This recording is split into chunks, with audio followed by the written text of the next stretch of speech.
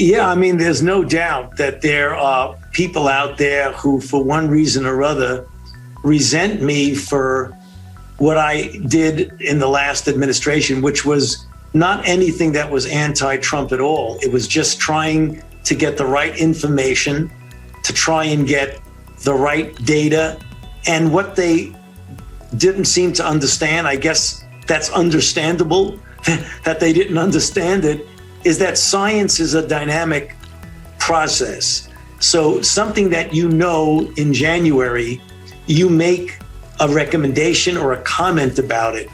But as you get more and more information, the information leads you to change, because that's what science is. It's a self-correcting process. And that's what I was trying to do, is to always tell the truth on the basis of what the data is.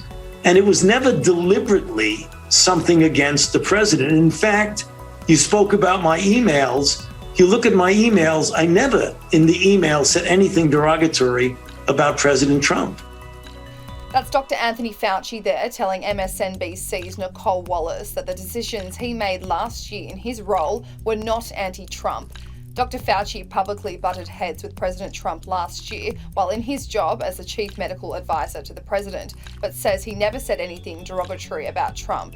He tells the MSNBC host that there is no doubt there are people out there who resent him for what he did while working in the Trump administration, but that the decisions he made were not anti-Trump.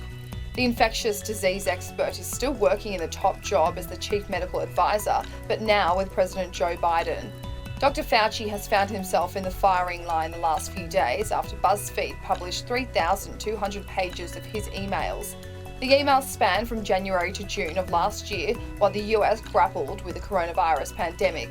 The main takeaway from the emails is that Fauci was quick to dismiss the Wuhan lab leak theory. A Californian virologist named Christian Anderson wrote to Dr. Fauci in February last year, where he says the virus likely originated from a lab because it looks engineered. During this time, Donald Trump and his administration raised the concern that the virus could have leaked from the Wuhan Institute of Virology. An email exchange between Dr. Peter Daszak and Dr. Fauci showed Dr. Daszak thanking Dr. Fauci for downplaying the theory that the virus came from the lab. This is because Dr. Daszak had ties with the Institute of Virology lab. His organisation received grants totalling over $600,000 from Dr. Fauci's agency, the National Institute of Allergy and Infectious Diseases. Dr. Daszak's organisation later used that funding to pay the Wuhan Institute of Virology, a lab that studied bat coronaviruses.